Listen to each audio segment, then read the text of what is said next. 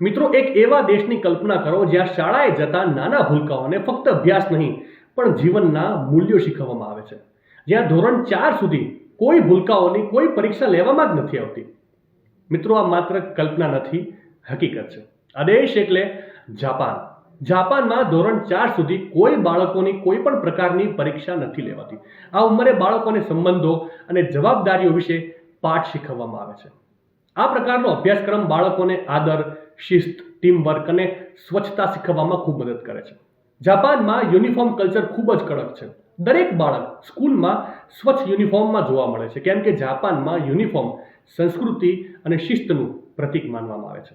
અને સૌથી આશ્ચર્યજનક વાત એ છે કે જાપાનની શાળાઓમાં કોઈ સફાઈ કામદાર નથી હોતા. બાળકો પોતાના વર્ગખંડ અને શૌચાલય જાતે જ સાફ કરે છે. આ આદત તેમને બાળપણથી જ એ બાબત શીખવે છે કે કોઈ કામ નાનું કે મોટું નથી હોતું અને સ્વચ્છતા એ દરેકની જવાબદારી છે. માહિતી સારી લાગી હોય તો વધારે શેર કરજો અને આવી જ અવનવી માહિતી માટે સંદેશ ડિજિટલ સાથે જોડાયેલા રહેજો.